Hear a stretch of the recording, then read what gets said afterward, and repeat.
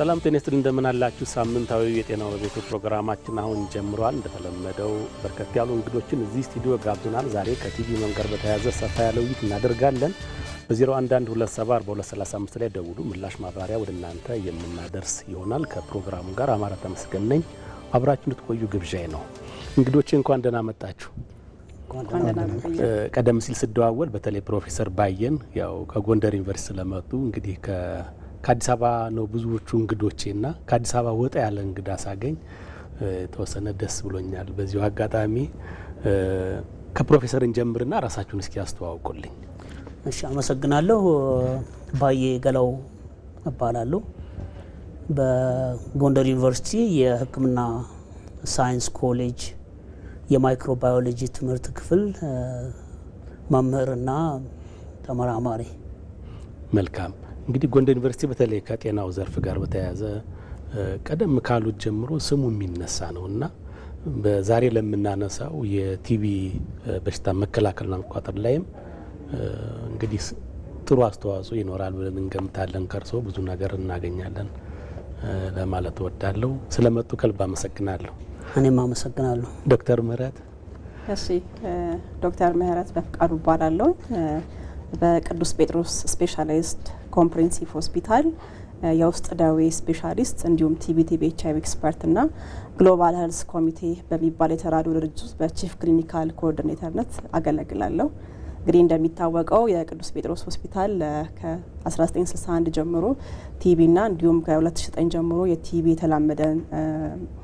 የተላመደ ቲቢን በማከም የሚታወቅ ሆስፒታል ነው እንደውም እንደ ከዚህ በፊት ስሙም የሳምባ ነቀርሳ አብዛኛው ሰው እንደዛ ነው የሚጠራው አካባቢው ግን አሁንም ያው ኤክሰለንስ ሴንተር ሆኖ በማገልገል የልቀት ማዕከል ሆኖ ቲቢና መድኃኒት የተላመደ ቲቢን እያከመ ለህብረተሰቡ እንዲሁም ለሀገር አገልግሎት እየሰጠ የሚገኝ ተቋም ነው ሌሎች ህክምናዎችንም እያስፋፋ ነው ግን በቅርቡ አዎ እንግዲህ ኮምፕሬሄንሲቭ ሆስፒታል በመሆን ስፔሻላይዝድ ሆስፒታል በመሆን የተለያዩ ግልጋሎቶችን ለህብረተሰቡ እየሰጠ ያለ ሆስፒታል ነው በጣም አሪፍ ዶክተር አብዮት አመሰግናለሁ ዶክተር አብዮት ማዕዛ እባላለሁ በኢትዮጵያ ህብረተሰብ ጤና ኢንስቲትዩት የቲቢ ሪሰርች አስተባባሪ ነኝ በተጨማሪም የላቦራቶሪ ባለሙያ ነኝ እንግዲህ የኢትዮጵያ ህብረተሰብ ጤና ኢንስቲትዩት 100 ዓመት የሞላው አንጋፋ ተቋም ነው ዘንድሮ የቲቢ ምርምር ጉባኤን 20ኛውን የቲቢ ምርምር ጉባኤን እያስተናገደ ይገኛል የምርምር ጉባኤው 25ኛ ዓመቱን ይዟል በኢፒኤችአይ ሲካሄድ አመታዊ ጉባኤው በኢፒኤችአይ ብቻ ሳይሆን በተለያዩ ተቋማት ሲካሄድ ዘንድሮ ለ20ኛ ጊዜ አመታዊ ጉባኤውን አካሂዷል 20ኛው ጉባኤ የኢትዮጵያ ህብረተሰብ ጤና ኢንስቲትዩት በአሁኑ ሰዓት እያስተናገደ ይገኛል ኦኬ አሪፍ መልካም ሁላችሁንም ስለመጣችሁ ከልብ አመሰግናለሁ ተመልካቾቻችን በድጋሚ ለማስተዋወስ በ0112744235 ላይ ደውሉ ምላሽ ማብራሪያ ወደ እናንተ መልሰን የምናደርስ ይሆናል ሁልጊዜ እንደማነሳው ከቲቪ ጋር በተያያዘ ውይይት ስናነሳ እንደው ቅድሚያ ማንሳት የምፈልገው አንድ ጉዳይ አለ በተለይ በትራንስፖርት አካባቢ መስኮት ሲከፈት ትንሽ እንደው በእድሜ ገፋ ያሉት ብርድ ይመታናል የሚል ሀሳብ ያነሳሉ ስትሮንግ የሆነ አቋምም አላቸው ጤና ሚኒስቴር ደግሞ መስኮትን በመክፈት ቲቪን እንከላከል ይላል መፈክሩ እንደው ከብርድ ህመም ጋር በተያያዘና መስኮት የመክፈትን አስፈላጊነት እንደው በዚሁ ለመነሻ ብናነሳ ከዶክተር ምህረት ልጀምር እሺ መልካም ጥያቄ ነው እንግዲህ የብርድ በሽታ የሚባል በሳይንስ የተረጋገጠ ህመም የለም ግን ምናልባት አንዳንዴ ሳምባና የሳምባ መተንፈሻ አካላትን የሚያጠቁ ህመሞች ብርድ በሚኖርበት ሰዓት ትንሽ የሳል እና የተለያዩ ስሜቶች ይኖራሉ እንጂ ብርድ በሽታ የሚባል የለምና እንግዲህ እንደ ፕሮግራምም እንደ ናሽናል ቲቢ ፕሮግራም በጤና ሚኒስቴር እንዳልከውም መስኮትን በመክፈት ቲቪ እንከላከል በማለት በሰዎች በአብዛኛው በተለይ በማህበረሰቡ በህዝብ መገልገያዎች አውቶቡሶች የተለያዩ መገልገያዎች ላይ መስኮት መክፈት አለብንና እንደውም ጠቃሚነት ያለው መስኮት መክፈቱ ነው እንጂ መዝጋቱ አይደለም ስለዚህ የብርድ በሽታ የምንለው ይላል በተለይ ደግሞ በነዛ በህብረተሰቡ በአብዛኛው የከተማ ለምሳሌ ከተማ አውቶቡሶች በአብዛኛው ህብረተሰብ በዛ ብሎ በሚገኙበት ትራንስፖርቶች መስኮቶቹን ከፍተን በደንብ ንጹህ አየር እንዲገባ ማድረግ አለብን። ጥሩ።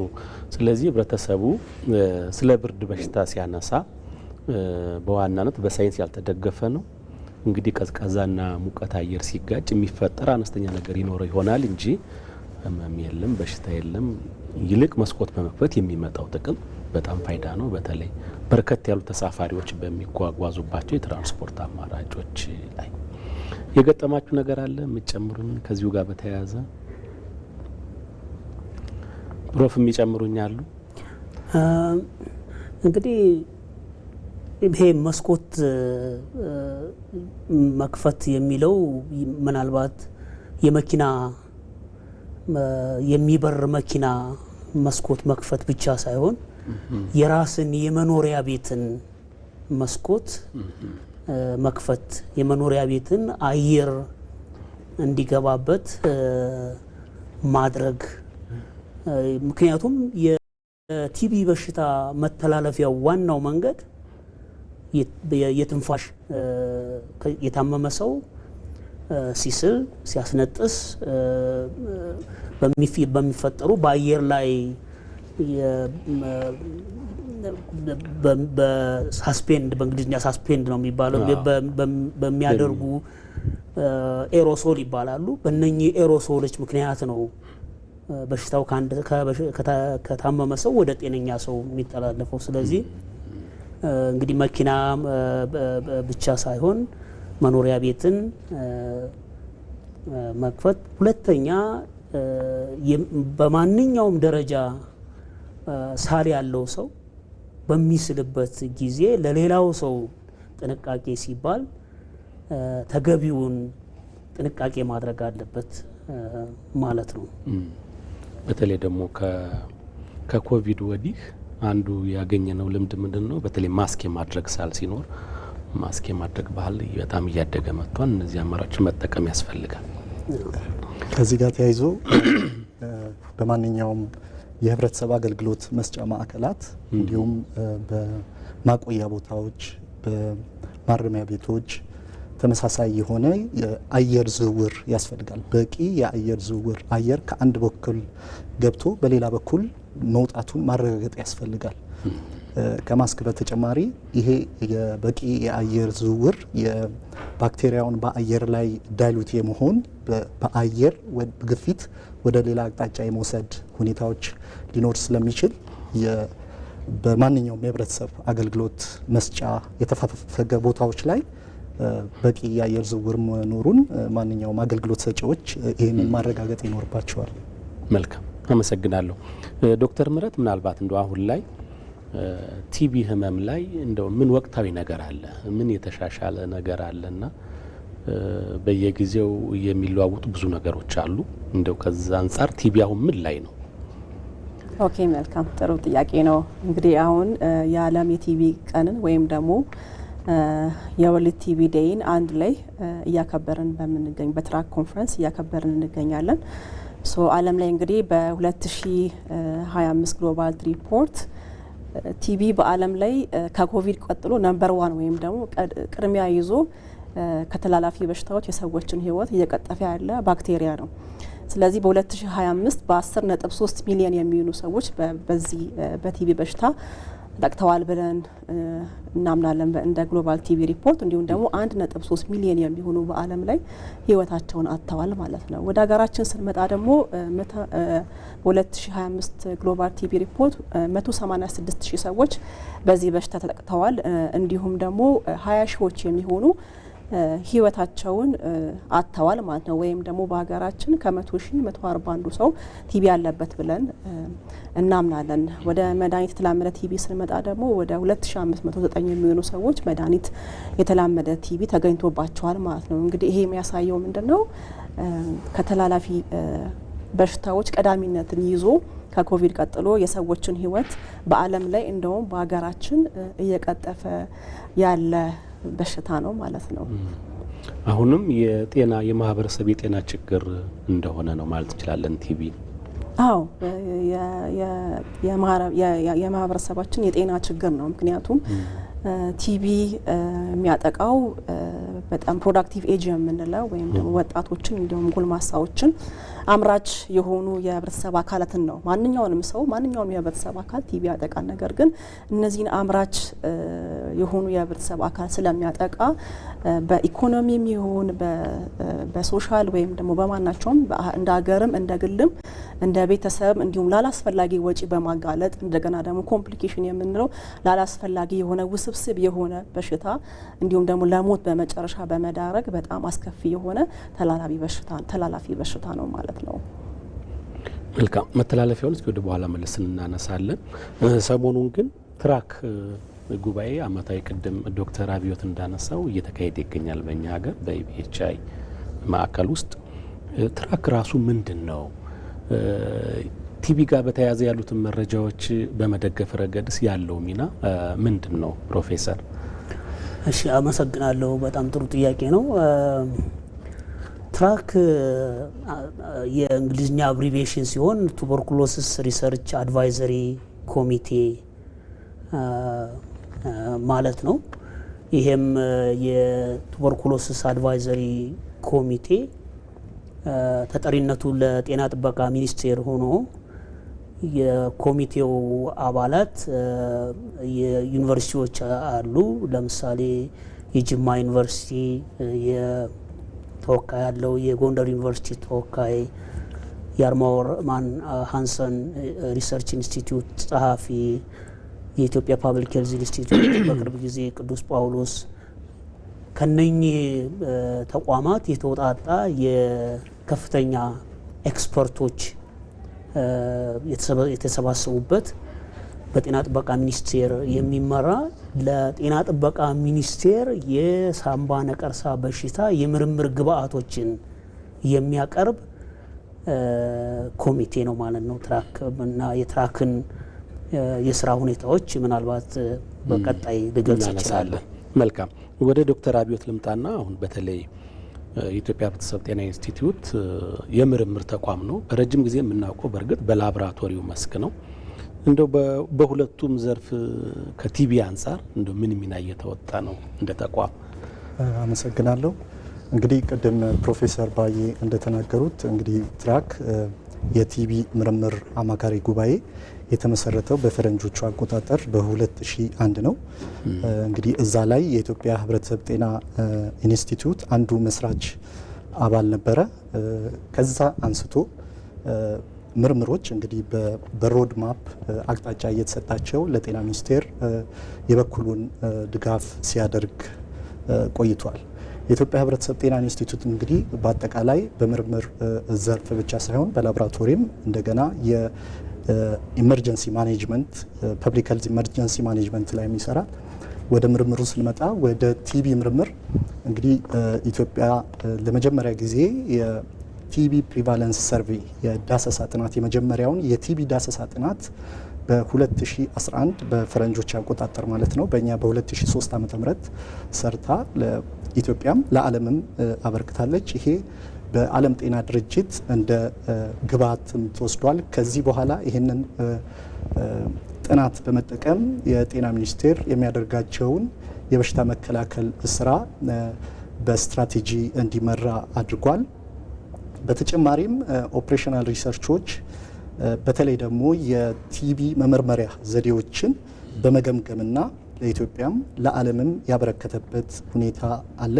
ከዚህ ጋር ተያይዞ የቲቢ ምርመራ እንግዲህ በባለፉት ዓመታት እንግዲህ ከ100 ዓመታት በላይ የዜህል ኔልሰን የሚባል በአክታ ምርመራ የተለመደ ዘዴ ያለ ስሚር ማይክሮስኮፕ ይባላል። እንግዲህ ይሄ በኢትዮጵያ ውስጥ በሁሉም ጤና ተቋማት ያለ ነው፣ ግን የመመርመር አቅሙ በጣም አነስተኛ ነው። እንግዲህ ከዛም ተያይዞ ወደ ቲቢ ካልቸር ወደሚባል ተሸጋግረናል። በእሱም ቲቢ ባክቴሪያውን አሳድጎ ውጤት ለማውጣት ከ2 ወርና በተለይ መድኃኒቱን የተለማመደ ቲቢ ከ3 ወር በላይ የሚያቆይ ነበረ። እንግዲህ በፈረንጅ አቆጣጠር ከ2012 በተለይ የኢትዮጵያ ህብረተሰብ ጤና ኢንስቲትዩት ከጤና ሚኒስቴር ጋር በመተባበር የዚህ የጂን ኤክስፐርት ማሽንን በመገምገም ወደ ስራ በማስገባቱ ዛሬ እንግዲህ ከአጋር አካላት ጋር ሆኖ የጤና ሚኒስቴር የኢትዮጵያ ህብረተሰብ ጤና ኢንስቲትዩት ከ1000 በላይ ይሄ ጂን ኤክስፐርት ማሽን በተለይም ደግሞ ከ800 በማያንሱ የጤና ተቋማት በማዳረስ ምርመራው ከ2 ሰዓት በታች ውጤት እንዲወጣና ምርመራው ደግሞ ዲኤንኤ በተባለ በመውሰድ እሱን በፒሲአር ውጤቱ በፍጥነት እንዲወጣና ለህዝባችን የምርመራ ውጤት ለታካሚዎች እንዲወጣ አድርጓል። ሌሎችም ትሩናት የተባለ ደግሞ ከጂን ኤክስፐርት በኋላ የመጣ በ2022 የኢትዮጵያ ሕብረተሰብ ጤና ኢንስቲትዩት በዓለም ጤና ድርጅት ተመርጦ ከሌሎች 3 ሀገራት ጋር ከኢንዲያ፣ ፔሩ እና ፓፑዋ ጊኒ ጋር በመተባበር ውጤቶችን አውጥቶ ዛሬ የኢትዮጵያ ሕብረተሰብ ጤና ኢንስቲትዩት የተሳተፈበት ስራ ከ126 ሀገራት በላይ ይሄ ምርመራ እንዲስፋፋ በሀገራችንም በተወሰኑ የጤና ተቋማት ላይ በምርመራ እያገለገለ ይገኛል። እነዚህንና የመሳሰሉትን እንግዲህ አበርክቶ ይኖራል። በኋላ ላይ ጊዜ ካለ እንመለስበት ይሆናል። ስለዚህ የቲቢ ምርመራ ወደ ማያዳግም የመመርመሪያ አማራጭ በጣም ፈጣን እና ውጤቱ በአጭር ጊዜ ዲኤንኤ ላይ ያመረኮዘ ጂን ኤክስፐርት የሚባል ማሽን እንግዲህ በኢትዮጵያ ውስጥ ባለፉት ከ10 ዓመታት ጀምሮ በሰፊው ተሰራጭቷል ማለት ነው። በጣም አሪፍ እናመሰግናለን ዶክተር አብዮት።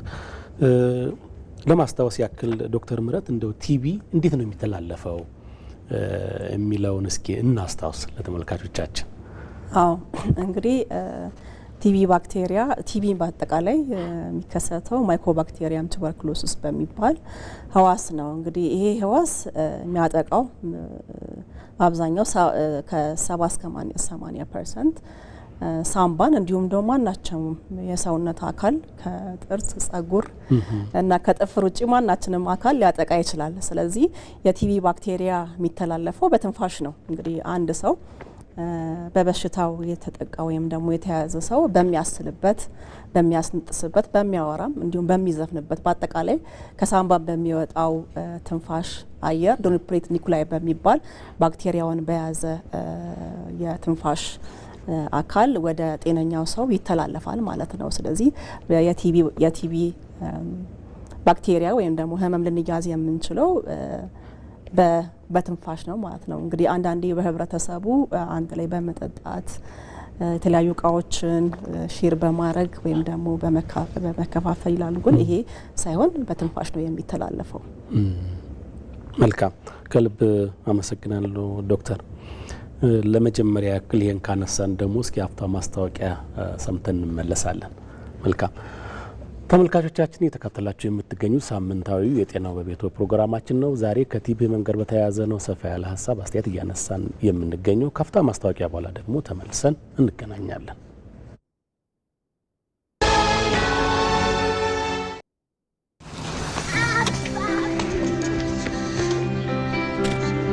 በብዙዎች መታመን ብቻ ሳይሆን ብዙዎች የሚተማመኑበት ሆኖ መዝለቅ የታላቅ ጥረት ወርቃማ ፍሬ ነው። ላለፉት 50 ዓመታት ለደህንነታችሁ አስተማማኝ ዋስትና እያቀረብን ከትውልድ ትውልድ ተሻግረናል። ለህልሞቻችሁ መከታ፣ ለቤተሰባችሁ ደህንነት አለኝታ፣ ለንግድ ለንብረታችሁ ብርቱ መተማመኛ እየሆንን የነገን ዋስትና ዛሬ ላይ እያጸናን በያላችሁበት ተደራሽ ሆነን ፈጣኑን የመድን አገልግሎት ማቅረባችንን ቀጥለናል። በልባችሁ ደህንነትን በፊታችሁ ላይ ፈገግታን እያደመቀን ላለፉት 50 ዓመታት ዘልቀናል።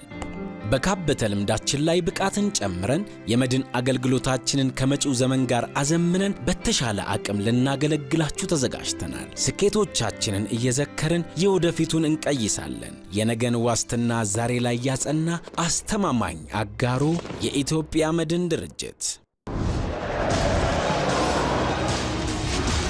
እንዲህ ነው ጨዋታ። ዘንድሮ በኩብ ቪዛ ካርድ ማንኛውንም ክፍያዎችን ሲፈጽሙ የ2026 አሜሪካ የሚዘጋጀውን የዓለም ዋንጫ የምናደንቃቸውን ተጫዋቾች በአካል የማየት እድል ይኖረናል። ያው ሙሉ ወጫችሁ ተሸፍኖ አሜሪካ በአካል ተገኝቶ የማየት እድል ታገኛላችሁ። በካርድ ወደ አሜሪካ ቪዛ ካርዱን በአቅራቢያው የሚገኝ የኦሮሚያ ህብረት ሥራ ባንክ ቅርንጫፍ በመሄድ በቀላሉ ይውሰዱ። የኦሮሚያ ህብረት ሥራ ባንክ።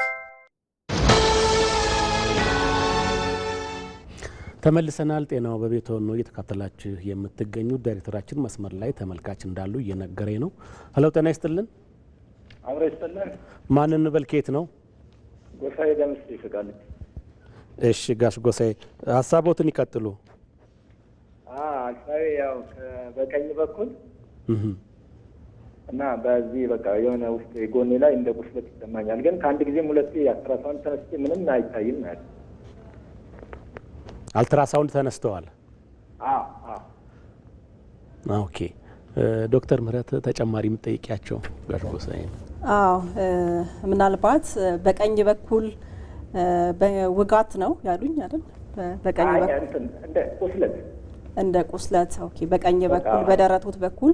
ስለዚህ ምናልባት ለመጠየቅ ያህል ሲንቀሳቀሱ ነው ይህ ህመም የሚብሰው ወይስ ቁጭ ሲሉ ነው? ከባድ ስራ ሲሰሩ ነው? ምናልባት ግልጽ ለማድረግ እንትን ነው ትንሽ ከበድ ያለ ስራ ምናምን ስሰራ ነው አብዛኛው የሚብስብኝ። አንዳንዴ በመሀል ደግሞ ምናምን ይቶኛል። በቃ ረጅም ጊዜ ጊዜዎት ስንት ጊዜ ሆነ ይሄን? ወይም ደግሞ ከጊዜውና እንዲሁም ደግሞ ሳል ወይም ደግሞ ክብደት መቀነስ፣ ትኩሳት እንደዚህ አይነት ምልክቶች አሉ አብረው? አይ ምንም ነገር የለም። በቃ ክብደትም በየጊዜው ሲከብዳ ኖርማል ነው። ግን በቃ የሆነ ቆይቶ እንደዚህ አይነት ስሜት አለ።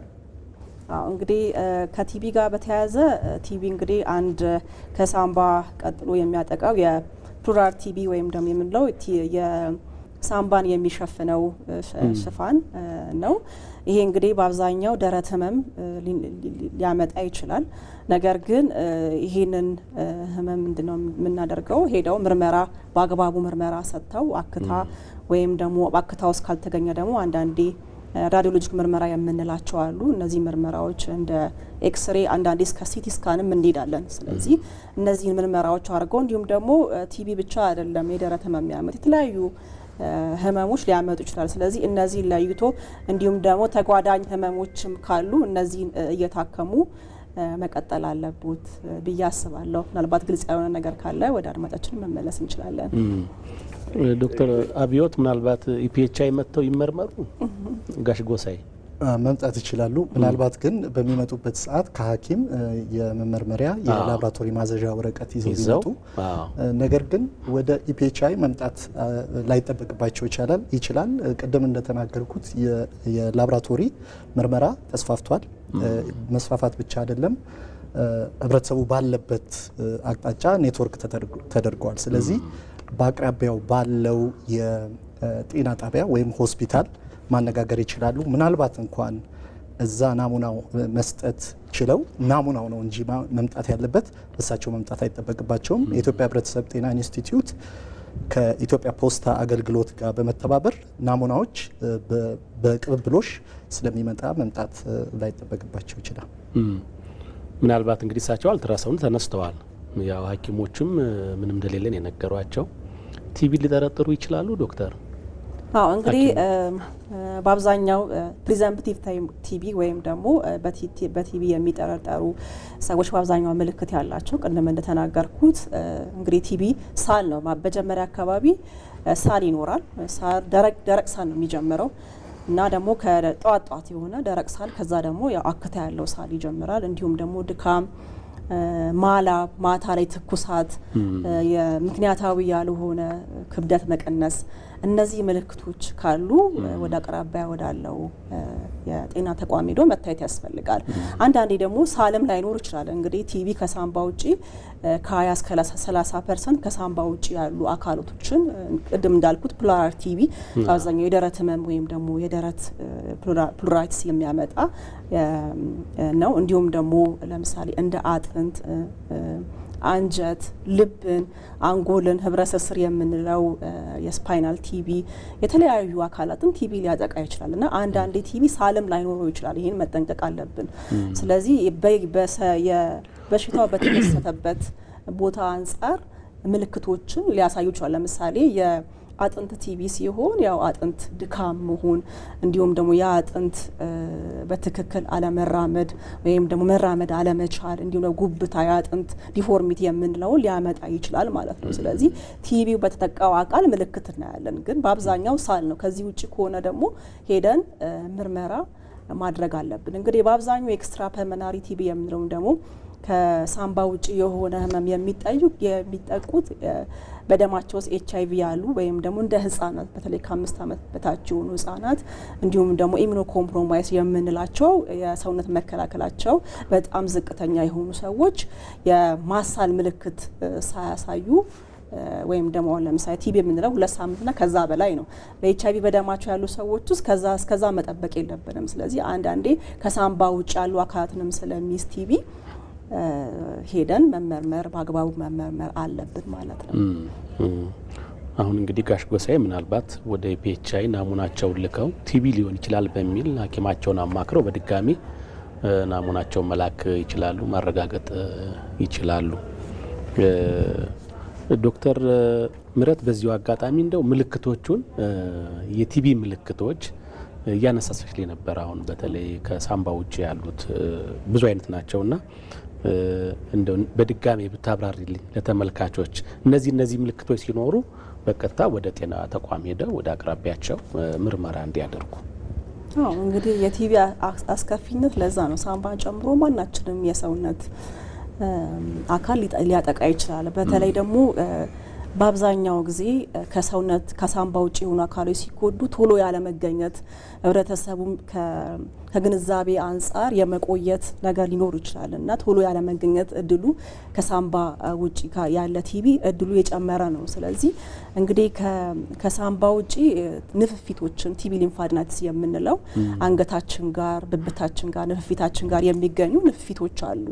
እነዚህ እንግዲህ ያለመጠን መጨመር ወይም ደግሞ እባጭ ያመጣሉ እና ከቲቢ ጋር የተገናኘው በአብዛኛው እንግዲህ ጠጣር የሆነ አንዳንዴ ደግሞ ቁስለትም ይኖረዋል እና አንዳንዴ አንድ ሊሆን ይችላል ወይም ደግሞ 2 ሊሆን ይችላሉ። ስለዚህ እንደዚህ አካባቢ እባጮች ሲኖሩ አንድም ሆነ ብዙ ሆኖ ሄዶ መታየት ያስፈልጋል። አንዳንዴ ቲቢ ሊምፋድናይትስ የምንላቸው ህመሞች ሲኖሩ የመቆየት ነገር አለ። ምክንያቱም አያፍንም፣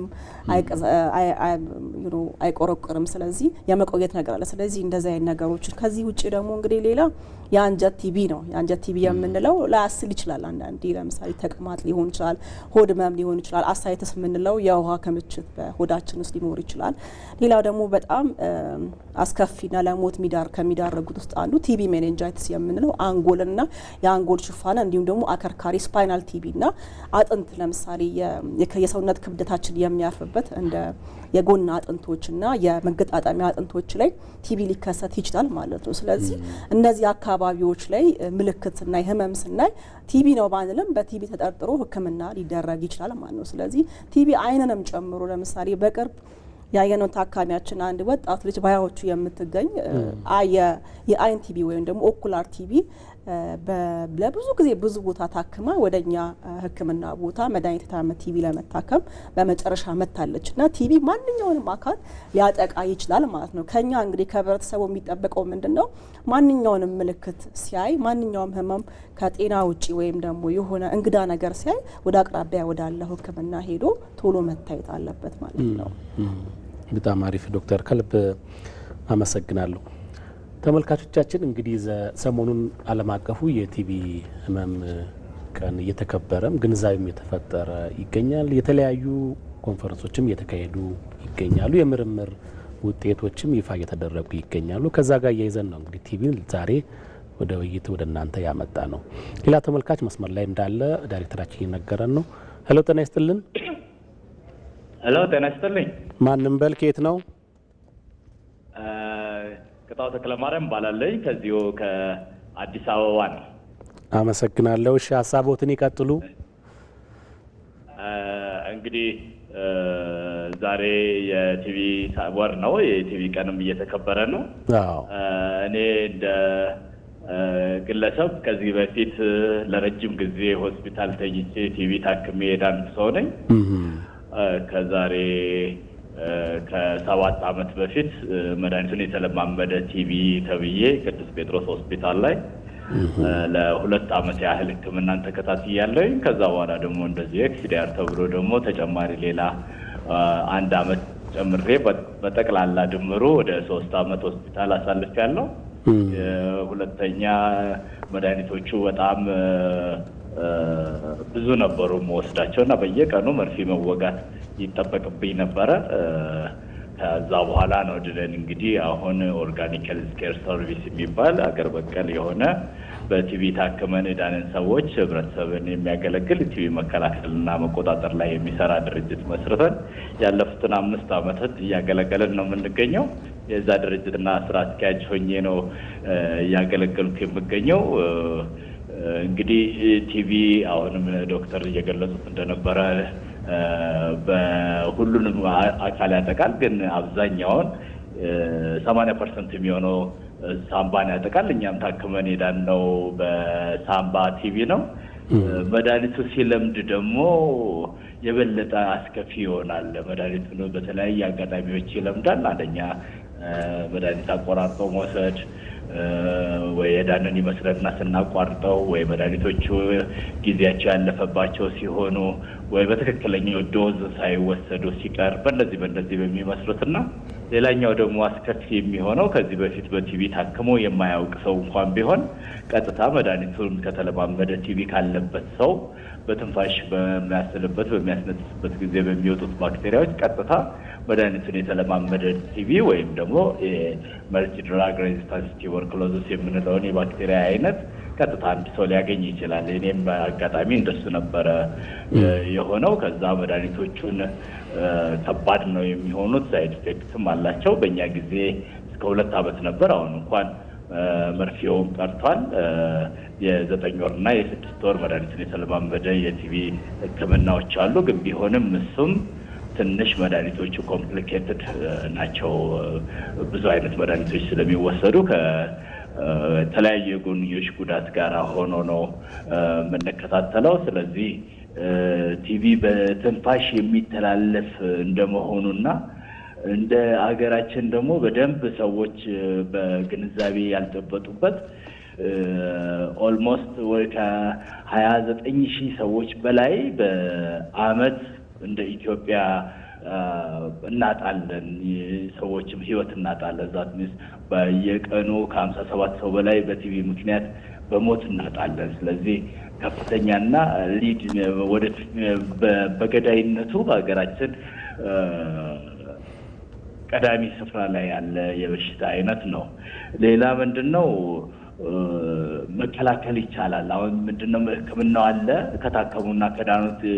ከታከሙትና በትክክል መድኃኒቱን ከተከታተሉ የሚድን ነው። ግን ይሄ ሁሉ ሰው ይሞታል ብለን የሚተመነው አብዛኛዎቹ ወደ ሕክምና ሳይመጡ ቲቪ ሳይሆን መሆኑ ሳይረጋገጥላቸው ነው እና ሰዎች የቲቪ ምልክቶች ከታዩባቸው ሳል 2 ሳምንት የዘለለ ሳል ቢኖር፣ አክታ ደም የቀላቀለም ሊሆን ይችላል፣ ደረት አካባቢ ውጋት ሊሆን ይችላል፣ ትንፋሽ መቆራረጥ፣ ድካም ስሜቶች ከነኚህ ውስጥ አንድ ወይም 2 ምልክቶች ከታዩባቸው የትኛውም የህክምና ሴንተር ላይ በመሄድ በአቅራቢያ የሚገኝ ጤና ጣቢያዎች በሙሉ ምርመራውንም እስከ ህክምናው መጨረሻ ድረስ ቲቪ ሆኖ ከተገኘ በነፃ ነው የሚሰጠውና እነኚህ ምልክቶች ከተገኙ ወደ ጤና ተቋም ፈጥኖ መሄድ አንደኛውና አንገብጋቢው የምንመክረው ነው። ምክንያቱም ይህን ያክል ሰው በቲቪ ምክንያት ሲሞት ህክምናው እያለ በነፃ እየተሰጠ ሞቱ ሲኖር ትንሽ ያስከፋልና ያሳዝናል። ይህንን መልእክት ለማስተላለፍ ነው ባጭሩ። አቶ ቅጣው በጣም ሰፋ ያለ ሀሳብን የሰጡን ከልብ እናመሰግናለን። እርስዎ ቲቪን በመከላከልና ታክሞ በመዳንም በጣም ስኬታማ ሰው ነዎት። ከልብ እናመሰግናለን። እሺ፣ አመሰግናለሁ። መልካም ጥሩ ተሞክሮ ነው አቶ ቅጣው ያቀረቡልን። ፕሮፌሰር ወደ እርስዎ ልምጣ። እስኪ እንደው ምናልባት የምርምር ስራዎች እንግዲህ ቲቪን ቅድም መግቢያችን ላይ ስናነሳ እንደነበር ነው በጥቂት ዓመታት ውስጥ ምናልባትም በ10 ዓመታት ውስጥ የህብረተሰብ ጤና ችግር ወደማይሆንበት ደረጃ ለማድረስ እቅድ አለ። ያ እንዲሳካ የምርምር ስራው በኢትዮጵያ ምን ይመስላል? ቲቪን ለመቆጣጠር የሚያስችሉ አማራጮችን፣ መረጃዎችን በማቅረብ ረገድ እንደ ሀገር። አመሰግናለሁ። እስኪ በመጀመሪያ ምርምር ምንድን ነው ወይም ምርምር ለምን አስፈለገ ነው። ምናልባት ግንዛቤ ለመፍጠር ከሆነ ምናልባት ዓለም የምርምር ውጤት ነች ማለት ይቻላል። እዚህ ላይ በሌላ ትርጉም እንዳይተረጎም ሰማይና መሬትን በምርምር ተገኙ ለማለት ሳይሆን የምንኖርበት ዓለም ዘመናዊው ዓለም በተለይ የምርምር ውጤት ነው። ስለዚህ ምርምር ለሰው ልጆች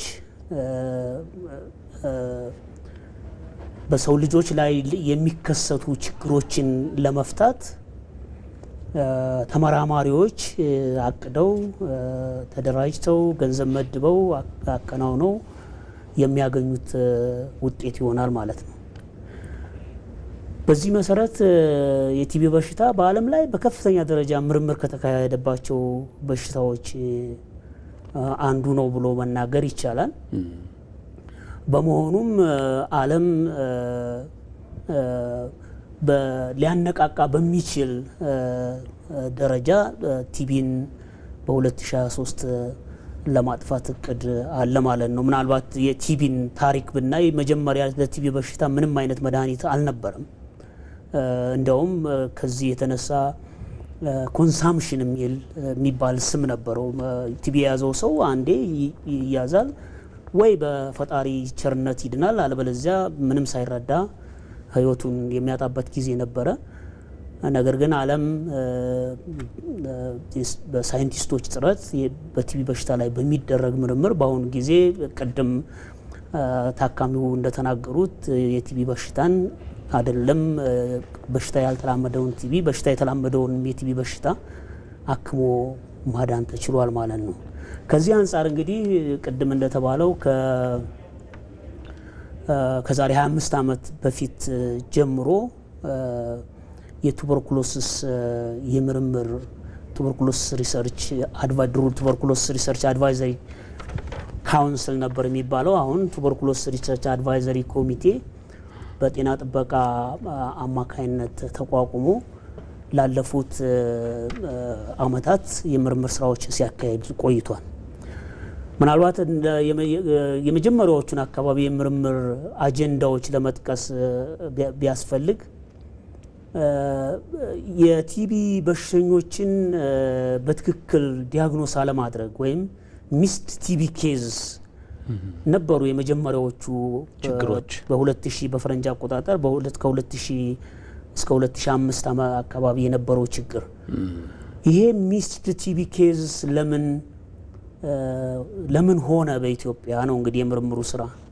ስለዚህ አንዱ ትልቁ እንትን አገሪቱ ውስጥ ተጠቀምበት የነበረው ስሚር ማይክሮስኮፕ የሚባለው የመመርመሪያ መሳሪያ በሳይንስ ቋንቋ ሴንሲቲቪቲው ዝቅተኛ ነበር።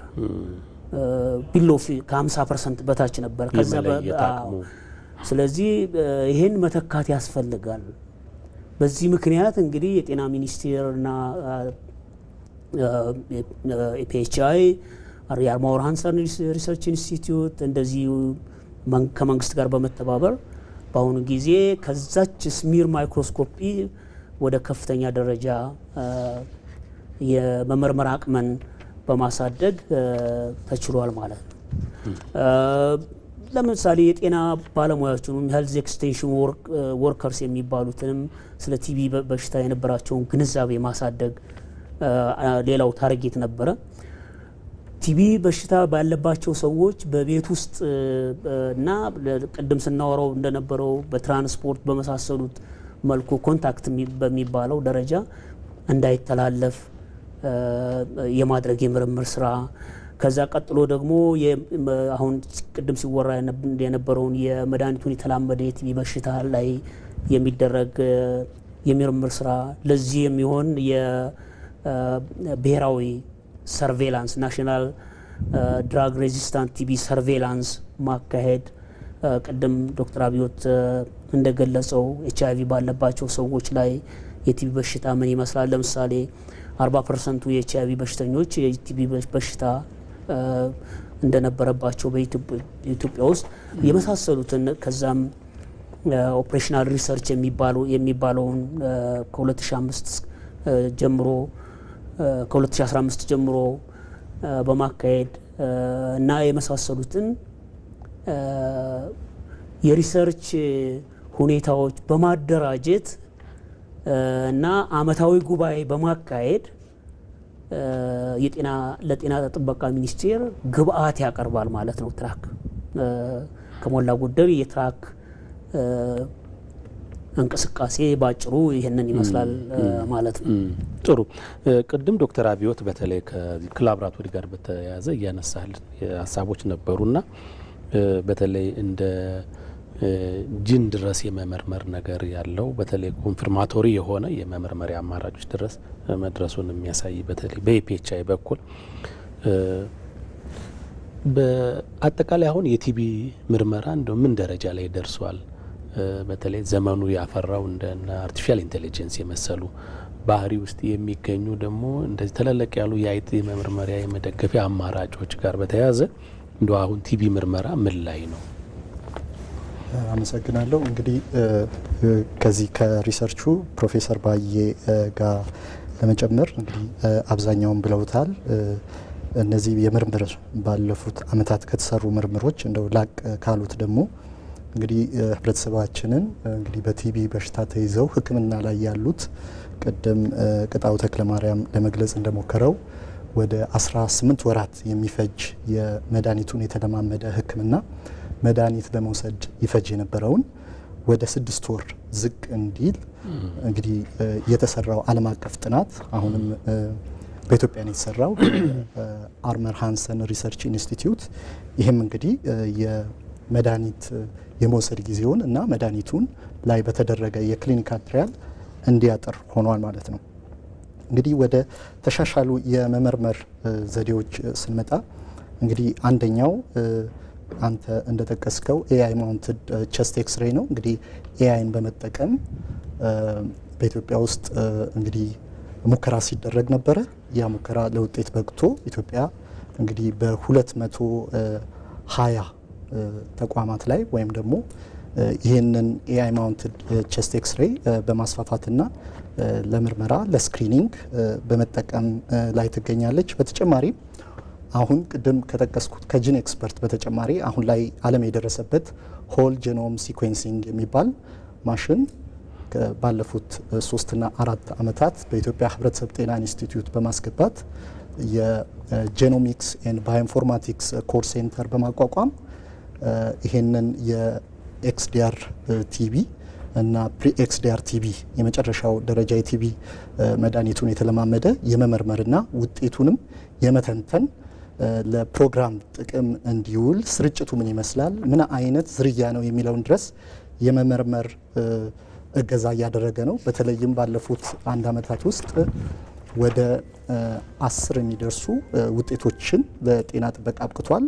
ያ ብቻም ሳይሆን የፖሊሲ ብሪፍ ከጤና ሚኒስቴር ጋር በመሆን ውጤት አውጥቷል። እንግዲህ ትራክም ስንል ሪሰርችም ስንል ጤና ሚኒስቴርን የቲቢ ፕሮግራምን በማካተት ውጤቱ በአንድ ምርምር ብቻ ሳይሆን በተለያዩ ምርምሮች ተጨምቆ ወደ ፖሊሲ ብሪፍ ይቀየራል። ይህም ስራ መተግበሩን በተለያዩ ኤቪደንሶች ማሳየት ተችሏል። በጣም አሪፍ። ዶክተር ምህረት ምናልባት ላተንት ቲቢ የሚባል ነገር አለና ብዙዎቻችን ጋር አለ ይባላል። እንደው ስለሱ ሳናነሳ ብናልፍ ጥሩ አይሆንም ብዬ ነው። እስኪ አስታውሽኝ። አዎ እንግዲህ ላተንት ቲቢ ማለት እንግዲህ አንዴ ለማንሳት ያክል አንድ ሰው በትንፋሽ አማካኝነት ቲቢ ወደ መተንፈሻ አካሉ ከገባ በኋላ ወዲያውኑ የቲቢ ምልክቶችን ላያሳይ ይችላል። እንግዲህ ባክቴሪያ ወደ ሳምባ ክፍል ይገባና ጎንፎከስ የምንለው ወይም ደግሞ ግድግዳ ሰርቶ በሰውነታችን ምልክቱን ሳያሳይ ይቆያል ማለት ነው። እንግዲህ በታዳጊ ሀገሮች ወይም ደግሞ የቲቢ ስርጭት በጣም ከፍተኛ በሆኑ ሀገሮች ኦሎሞስ ከ90% በላይ ሰዎች ለቲቢ ተጋልጠዋል ማለት ነው። ስለዚህ ለቲቢ መጋለጥና በቲቢ መታመም ይለያያሉ ማለት ነው። እንግዲህ ለቲቢ ከተጋለጡ ሰዎች 10% ብቻ የቲቢ ህመም ምልክት ወይም ለቲቢ ህመም ሊዳረጉ ይችላሉ።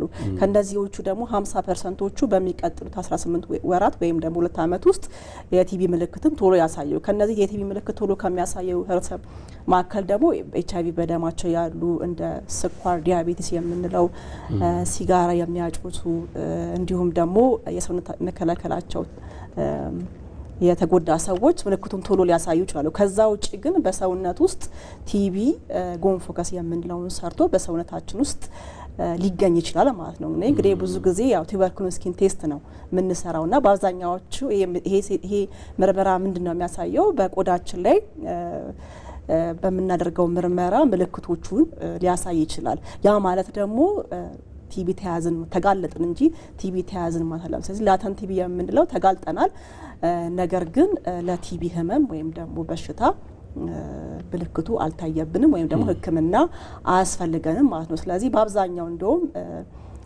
ቲፒቲ ወይም ቲቢ ፕሪቬንቲቭ ትሪትመንት የምንወስደው ይሄ ላተንት ቲቢ ካለን ወደ አክቲቭ ቲቢ ወይ ደግሞ ወደ ህመሙ እንዳይቀየር በአሁኑ ሰዓት ሀገራችን ወይም ደግሞ ጤና ሚኒስቴር የቲቢ መከላከል በሽታ ክፍል በአብዛኛው ለቲቢ ተጋላጭነት ያላቸውን በኤችአይቪ በደማቸው ውስጥ ያሉ እንዲሁም ደግሞ አብሮ ከቲቢ ታማሚዎች ጋር ለረጅም ጊዜ የሚያሳልፉ ሰዎችን እንዲሁም ደግሞ መድኃኒት የተላመደ ቲቢም ደግሞ ታመው አብሯቸው ከሚኖሩ ወይም ደግሞ ለረጅም ሰዓት ተጋላጭነት ካላቸው ሰዎች ጋር አክቲቭ ቲቢ ወይም ደግሞ ቲቢ ህመም እንደሌለበት ካወቀም በኋላ ፕሪቬንቲቭ ወይም ደግሞ ቲቢን ለመከላከል የምንሰጠው መድኃኒት አለ ማለት ነው። ስለዚህ ላተንት ቲቢ ማለት የቲቢ በሽታ ሳይሆን በየሆነ የህይወታችን አጋጣሚ ለቲቢ ባክቴሪያ ተጋልጠናል ማለት ነው።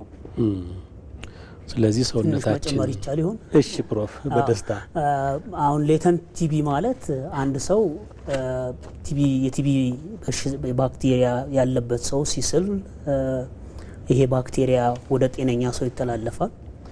ይሄ ባክቴሪያ ምንድነው የሚያደርገው? ላንግ ውስጥ ሳምባ ውስጥ ይገባና ሳምባ ውስጥ ካለ ሴል ማክሮፌጅ ከሚባል ሴል ውስጥ ይቀመጣል። ስለዚህ አሁን ይሄ ሰው የቲቢ ባክቴሪያ በሰውነቱ ውስጥ አለ፣ ቲቢ በሽታ ግን የለበትም።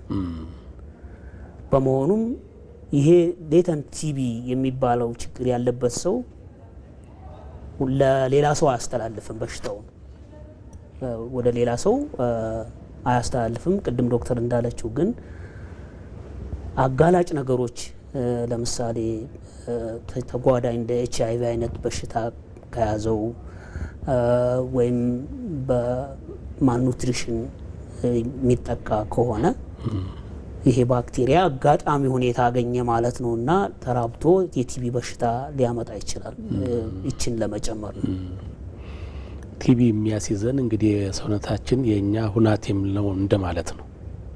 አዎ እንግዲህ ቲቢ የሚያስይዘን የኛም ቅድም እንዳልነው እንደውም በ2025 ግሎባል ቲ ሪፖርት አጋላጭ የምንላቸው በዛ በሪፖርቱ ወቅት 5 ወይ 5 ታይምስ ሪስክ ያላቸው እንደ አንደር ኒውትሪሽን ወይም ደግሞ የሰውነት መከላከል ወይም ደግሞ ማልኑትሪሽን ወይ አንደር ኒውትሪሽን የምንለው ስሞኪንግ፣ ማጨስ፣ ሲጋራ ማጨስ፣ አልኮል ዩዝ ዲስኦርደር፣ በመጠጥ ሱስ መያዝ፣ ስኳር፣ ኤችአይቪ እነዚህ ነገሮች ለዚህ ለቲቢ አንዴ ከተያዝም በኋላ የቲቢ ህመምን ለመያዝ ሪስካችንን ወይም ደግሞ እድላችንን ይጨምራሉ ማለት ነው። ስለዚህ የኛ ጤና ሚኒስቴርም እንደ ባለሙያም በእነዚህ ሰዎች ደግሞ የበለጠ ትኩረት አድርገን እየሰራን ደግሞ አርኪ ውጤትም የቲቢ ሞትን በመቀነስ እንደዚህ አይነት ቶኪ ቨልነራብል ፖፑሌሽን የምንላቸውን አድሬስ በማድረግ ጤና ጥበቃም እንዲሁም ደግሞ እንደ ባለሙያ የቲቢ ሞትን በኢትዮጵያ በዓለምም መቀነስ ችለናል ማለት ነው።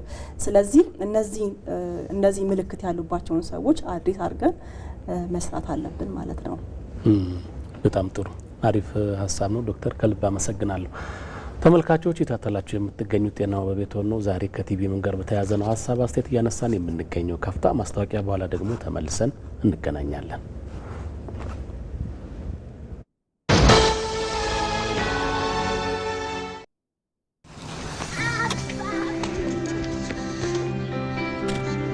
በብዙዎች መታመን ብቻ ሳይሆን ብዙዎች የሚተማመኑበት ሆኖ መዝለቅ የታላቅ ጥረት ወርቃማ ፍሬ ነው። ላለፉት 50 ዓመታት ለደህንነታችሁ አስተማማኝ ዋስትና እያቀረብን ከትውልድ ትውልድ ተሻግረናል። ለህልሞቻችሁ መከታ፣ ለቤተሰባችሁ ደህንነት አለይታ፣ ለንግድ ለንብረታችሁ ብርቱ መተማመኛ እየሆንን የነገን ዋስትና ዛሬ ላይ እያጸናን በያላችሁበት ተደራሽ ሆነን ፈጣኑን የመድን አገልግሎት ማቅረባችንን ቀጥለናል። በልባችሁ ደህንነትን በፊታችሁ ላይ ፈገግታን እያደመቀን ላለፉት 50 ዓመታት ዘልቀናል።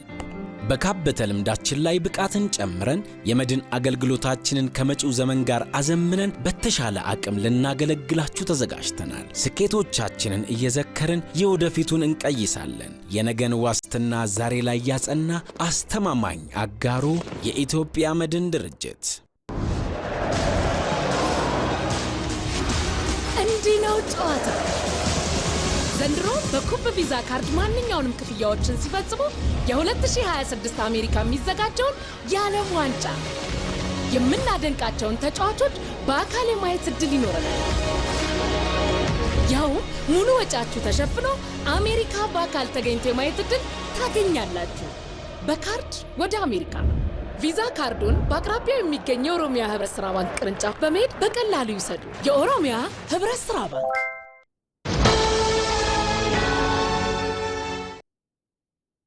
መልካም ፕሮፍ፣ እስኪ እንደው እንዳጠቃላይ ወደ መጨረሻም እየደረሰ ስለሆነ ከምርምር ዘርፉ ምን ይጠበቃል? በተለይ ቲቢ የጤና ችግር ወደማይሆንበት ደረጃ ለማድረስ ከተመራማሪዎች እንዲሁም ከህብረተሰቡ እንደው ምን ይጠበቃል? እሺ፣ አመሰግናለሁ። በጣም ጥሩ ጥያቄ ነው። ቅድም ለመግለጽ እንደሞከርኩት እንግዲህ ምርምር ችግር ፈቺ ነው። እርግጥ ነው አንዳንዱ ምርምር ዛሬ ያለን ችግር ዛሬውኑ ላይፈታ ይችላል። ነገር ግን በጊዜ ሂደት አንድን ችግር ለመፍታት ምርምር በዓለም ላይ የተከሰቱ ከፍተኛ ችግሮችን፣ ከፍተኛ በሽታዎችን፣ የቅርብ ጊዜውን የኮቪድን ሁኔታ ማየት እንችላለን። የተፈቱት በምርምር ነው። እንደ ቲቢ አይነት አስቸጋሪ ባክቴሪያ ደግሞ ከፍተኛ እዚህም እዛም የሆነ ምርምር ይጠይቃል። ስለዚህ እንደ ኢትዮጵያ ባለ ምናልባትም ለምርምር ከፍተኛ በጀት ሊበድ በማይችል አገር ውስጥ ተመራማሪዎች የሀገሩን ችግር ለመፍታት የግድ ምርምር ማድረግ አለባቸው። ተመራማሪዎች ምርምር ሲያደርጉ ለምርምር የሚሰጣቸው መለስተኛ በጀት ይኖራል። ለዚህ ህብረተሰቡ ተባባሪ መሆን አለበት። ዛሬውኑ ከምርምር ስራ የሚገኝ ምንም ነገር የለም። በዓለም ላይ ይሄ ኤክሰርሳይዝ አይደረግም። አንድ ለምርምር የተመረጠ ማህበረሰብ ወይም ግለሰብ ዛሬውኑ ሊሰጡ የሚችል ምንም አይነት ጥቅም ባይኖርም ከዛ ምርምር በሚገኝ መረጃ መሰረት ግን ሀገርን፣ ግለሰብን፣ ህብረተሰብን መርዳት፣ መጥቀም፣ ችግርን ማወቅ፣ እንደገና ለችግር መፍትሄ መፈለግ ይቻላል። ስለዚህ በየትኛውም ሁኔታ ለቲቢ ብቻ ሳይሆን ለሌሎችም ተላላፊ የሆኑና ተላላፊ ያልሆኑ በሽታዎች የሚደረጉ ምርምሮች ዞሮ ዞሮ ችግርን የሚፈቱ ናቸው። ስለዚህ ህብረተሰቡ በዚህ መልኩ ትብብር ማድረግ ይገባዋል በማለት ሀሳብ እሰጣለሁ። እሺ፣ አመሰግናለሁ ዶክተር ምህረት። በተለይ ከህክምናው ጋር በተያያዘ እንደው እንደ ማጠቃለያ አሁን ላይ ያለው ህክምና ቲቢ ላይ ምንድነው የሚለውን ነገር ብናነሳ። አዎ ጥሩ። እንግዲህ የህክምና አማራጮችን ከመናገሬ በፊት እንግዲህ ኢትዮጵያ ቲቢን በማከም ጥሩ ተሞክሮ ያላት ሀገር ናት። ነው ደግሞ በመከላከልም ነፃ ነው፣ በመከላከልም በማከም ጥሩ ተሞክሮ ያላት ሀገር ናት። እንግዲህ ይህንን የአሁን የወርልድ ቲቢ ዴይ ስናከብር ኢትዮጵያ ትልቅ ታርጌት አቺቭ አድርጋለች። ይሄ ምንድነው እንግዲህ እንደ ዓለም ሀገራት በ2035 ቲቢን የቲቢ ሞትን በ95% እንቀንሳለን። እንዲሁም ደግሞ የቲቢ ስርጭት ወይም ኢንሲደንስን በ90% እንቀንሳለን። እንዲሁም ደግሞ የታካሚዎቻችን ላላስፈላጊ ወጪ እንዳይጋለጡ በ0% እንቀንሳለን ብለን በየ5 ዓመቱ ታርጌት አድርገን የተንቀሳቀስን ነበረ። እንግዲህ በ2025 በየ5 ዓመቱ ናሽናል ስትራቴጂ ፕላን አውጥታ እየሰራች ነው። እንግዲህ በ2025 ቲቢን በማከም 90 የምንለው ወይም ደግሞ ቲቪ ከ90 ውስጥ አንዱ ታርጌታችን ትሪትመንት ሰክሰስ ሬትን ከ90% ወይም ደግሞ ቲቪ አክመን በማዳን ከ90% በላይ አቺቭ ማድረግ ነው። እንግዲህ ኢትዮጵያ ይህን ታርጌት አቺቭ አድርጋለች። ይህንንም ያደረገችው ምንድነው አክቲቭ ኬስ ፋይንዲንግ የምንለው ህብረተሰብ ውስጥ ገብቶ ተጋላጭ የሆኑ ሰዎችን በማከም ሰዎች የሳሉ ወይም ደግሞ ምልክቱ ብቻ ኖሯቸው ብቻ ሳይሆን በህብረተሰብ ውስጥ በመንቀሳቀስ ቲቪን መርምሮ በማከም እንዲሁም ደግሞ ኪ ቨልነራብል ፖፑሌሽን የምንላቸውን ሰዎች አድሬስ በማድረግ እንዲሁም ደግሞ ቴክኖሎጂዎች ዲጂታላይዝ በማድረግ አድቫንስድ ኤአይ ቴክኖሎጂዎችን በመጠቀም እንዲሁም ደግሞ አሁን ወደ ህክምናው ስመጣ ቢፓር የምንለውም አጭር የሆነ ዓለም ያዘመነችውም ህክምና ወደ ሀገራችን በማምጣት ነው። ስለዚህ ይህንን አማራጭ ስናይ እንግዲህ ህክምናዎቹ ለመድኃኒት የተላመደ እስከ 6 ወር በማጠር ከ18 እስከ ያለው ወደ 6 ወር በማጠር እንዲሁም ደግሞ መድኃኒት ያልተላመደ ወይ ደግሞ ሰሰፕተብል የምንለው ደግሞ እስከ 4 ወር በማጠር አማራጮች አሉን ማለት ነው። እንግዲህ ለሰሰፕተብል ወይ ደግሞ በህክምና ቀደም ጂን ኤክስፐርት የምንለው ምርመራ አድርገን እስከ በሁለት ሰዓት ውስጥ እንግዲህ አንድ ሰው ቲቢም እንዳለው መድኃኒት የተላመደ ቲቢም እንዳለው እንደሌለው እናውቃለን ማለት ነው። ያን ካወቅን በኋላ እንግዲህ አማራጮቹ በውጤቶቹ ይመሰረታሉ። እንግዲህ መድኃኒት ያልተላመደ ከሆነ ከ4 ወር እስከ 6 ወር አንዳንዴ ደግሞ እርጉዝ ታካሚ ካለን ደግሞ እስከ 9 ወር ልናክም እንችላለን ማለት ተጓዳኝ ህመሞች ኖሮ አንዳንዴ በሰውየው ህክምና መሰረት መድኃኒቶቹን መልምለን እናክማለን። ሌላው እንግዲህ መድኃኒት የተላመደን ደግሞ እስከ 18 እስከ 20 ወር የሆነውን ወደ 6 ወር ቢፓር ሬጅመንን ወደ ሀገራችን በማስገባት እንግዲህ ኦልሞስት 2 ዓመት ሊሆን ይሄንን ጥሩ እነዚህን በማድረጓ ጥሩ የአክሙ የማዳንን ተሞክሮ ኢትዮጵያ አሳይታለች ማለት ነው። እንግዲህ የምናከማቸው እነዚህ መድኃኒቶች በእርግጥ ውድ ናቸው። እንግዲህ WHO በ3 ይከፈላቸው ግሩፕ ኤ ቢ ሲ ብሎ ኖብል ድራግስ ለምሳሌ እንደ ፔዳኩሊን እንደ ላይኖዙሊድ ያሉ ድራጎችን በማስገባት ኢትዮጵያ ኢቨን በጣም አስከፊውን ቅድም ወንድማችን ቅጣው እንዳለው እንደውም የመጨረሻውን ኤክስቴንሲቭ ድራግ ሬዚስታንት ወይም ደግሞ ብዙ አማራጭ የሌለውን የመድኃኒት የተላመደ ቲቢን በማከብ ተሞክሮዋን አሳይታለች ማለት ነው። እንግዲህ ከዚህ ውስጥ እንግዲህ ኢንጀክተብል የምንለው ቅድም ወንድማችን እንዳለው በፊት እንግዲህ አማራጮች ነበሩ። ግን አሁን WHO ኢትዮጵያን በተለይ በጣም ካልተቸገርን ወይም ደግሞ ኤክስቴንሲቭ ድራግ ሬዚስታንስ ካይለን በስተቀር በአሁኑ ሰዓት ኢንጀክተብል ደግሞ የሚወጉ መድኃኒቶች ለቲቢ አናደርግም። ኦራል ሜዲሲን ወይም ደግሞ ሁሉም የሚዋጥ መድኃኒት አድርገን እያከምን እንዲሁም በጎንዮሽ ደግሞ ተጓዳጅ ህመሞችን በማከም ቲቢን በማከም ጥሩ 90% በላይ በአክሙ በማዳን ጥሩ ተሞክሮ አግኝተን እንግዲህ ከሴንትራልም እስከ ፐሪፈሪ ነው በአገሪቱ ሁሉ ያሉ ታካሚዎች ይህንን አክሰስ አግኝተው እንዲታከሙ በማድረግ ጥሩ ተሞክሮ አሳይተናል ማለት ነው። በጣም አሪፍ ዶክተር አብዮት በመጨረሻ የሚቀር ሀሳብ? እንግዲህ ኢትዮጵያ ከፍተኛ የቲቢ ጫና ካለባቸው 30 አገሮች አንዷ ናት።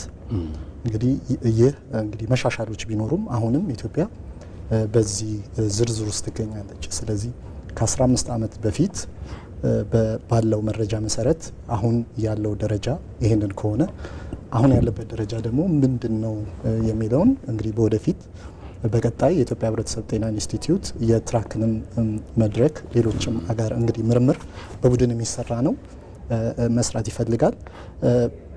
በሌላ መልኩ ደግሞ መድኃኒቱን የተለማመደ ቲቢ ካሉ 30 ከፍተኛ ጫና ካለባቸው ሀገራት ኢትዮጵያ ከዛ ዝርዝር ውስጥ ወጣለች። ከፍተኛ ስራ የጤና ሚኒስቴር የቲቢ ፕሮግራም በሽታ መከላከልና መቆጣጠር ፕሮግራም በሰራው ስራ እንግዲህ ከፍተኛ እምርታ አግኝታለች። ነገር ግን ይሄ በመረጃ ዓለም ጤና ድርጅት የተረጋገጠ ነው። ግን በሀገራችን ደግሞ መፈተሽ ስለሚያስፈልግ የቅኝት ስራዎች ይሰራሉ። እንግዲህ ዘንድሮ የዓለም የቲቢ ቀን መሪ ቃሉ አዎ ቲቢን ማጥፋት እንችላለን በመንግስት መሪነት በህዝባችን ኃይል ነው የሚለው። ስለዚህ ቲቢን ለማጥፋት መንግስታዊ ያልሆኑ ድርጅቶች እንዲሁም የግል ባለሀብቶች ተሳትፎ ማድረግ በበጀት ዙሪያ ምርምርም እንግዲህ በመንግስት አቅም ብቻ የሚሸፈን አይደለም። ሌሎች አካላት የምርምር ወጪ ከፍተኛ ነውና ማገዝ ያስፈልጋል ማለት ነው። በመጨረሻም ቲቢን የማጥፋት ስትራቴጂ ማድረግ ይቻላል የሚል ደግሞ የቲቢ ኢሊሚኔሽን ስራዎች በተለያዩ ተቋማት በጋራ በሆን የተጀመሩ ስራዎች አሉ። እሱ ላይም ለመስራት እንግዲህ በእቅድ ተይዟል። እነዚህና የመሳሰሉት ስራዎች እንግዲህ በኢትዮጵያ ሕብረተሰብ ጤና ኢንስቲትዩትና በጋራ ደግሞ ለመስራት ወደፊት ይታሰባል። ከልብ አመሰግናለሁ። ፕሮፌሰር ባየገላው ከጎንደር ዩኒቨርሲቲ ነው የመጡት። የማይክሮባዮሎጂ ፕሮፌሰር ናቸው። ለሰጡን ተሞክሮ ከልብ አመሰግናለሁ። እኔም አመሰግናለሁ። ዶክተር ምህረት በፈቃዱ ደግሞ ከቅዱስ ጴጥሮስ ኮምፕሬሄንሲቭ ሆስፒታል የውስጥ ደዌ ስፔሻሊስት እንዲሁም በግሎባል ሄልስ ኮሚቴ ቺፍ ክሊኒካል ኮኦርዲኔተር የቲቢ ኤችአይቪ ኤክስፐርት በዛ ላይ ዶክተር አብዮት መዓዛ ከኢፒኤችአይ ነው የከፍተኛ ተመራማሪና የላቦራቶሪ ባለሙያ። ከልብ እናመሰግናለን ሁላችሁም ስለመጣችሁ ስለሰጣችሁንም አስተያየት እናመሰግናለን። በጣም መልካም ተመልካቾቻችን፣ የዛሬው የጤናው በቤቶ ከቲቢ ህመም ጋር በተያያዘ እንግዲህ ቲቢን በአጭር ዓመታት ውስጥ ማጥፋት እንችላለን። መንግስት እየሰራ ነው። የህብረተሰቡም ኃይል ከተጨመረበት ይህን ማሳካት እንችላለን። የሁላችንም ድርሻ አለበት የሚለው የዕለቱ መልእክታችን ነው። ሳምንት በሌላ ፕሮግራም እስከምንገናኝ ድረስ እኔ አማረ ተመስገን ፕሮግራሙን በማዘጋጀትና በማቅረብ ከመላው የስቱዲዮ ባለሙያዎች ጋር አብሬያችሁ ነበርኩ። ሳምንት በሌላ ፕሮግራም እንገናኛለን። እስከዛው ጤና ይስጥልን።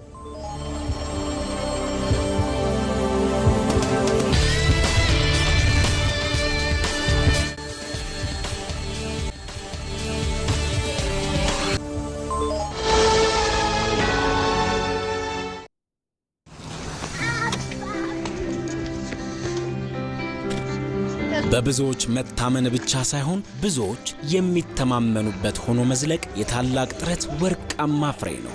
ላለፉት 50 ዓመታት ለደህንነታችሁ አስተማማኝ ዋስትና እያቀረብን ከትውልድ ትውልድ ተሻግረናል። ለህልሞቻችሁ መከታ፣ ለቤተሰባችሁ ደህንነት አለኝታ፣ ለንግድ ለንብረታችሁ ብርቱ መተማመኛ እየሆንን የነገን ዋስትና ዛሬ ላይ እያጸናን በያላችሁበት ተደራሽ ሆነን ፈጣኑን የመድን አገልግሎት ማቅረባችንን ቀጥለናል። በልባችሁ ደህንነትን በፊታችሁ ላይ ፈገግታን እያደመቀን ላለፉት 50 ዓመታት ዘልቀናል።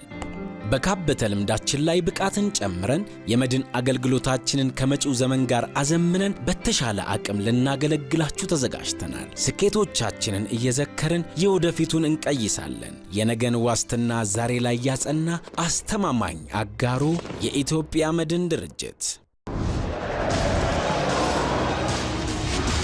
እንዲህ ነው ጨዋታ። ዘንድሮ በኩብ ቪዛ ካርድ ማንኛውንም ክፍያዎችን ሲፈጽሙ የ2026 አሜሪካ የሚዘጋጀውን የዓለም ዋንጫ የምናደንቃቸውን ተጫዋቾች በአካል የማየት ዕድል ይኖረናል። ያው ሙሉ ወጪያችሁ ተሸፍኖ አሜሪካ በአካል ተገኝቶ የማየት ዕድል ታገኛላችሁ። በካርድ ወደ አሜሪካ ቪዛ ካርዱን በአቅራቢያው የሚገኝ የኦሮሚያ ህብረት ሥራ ባንክ ቅርንጫፍ በመሄድ በቀላሉ ይውሰዱ። የኦሮሚያ ህብረት ሥራ ባንክ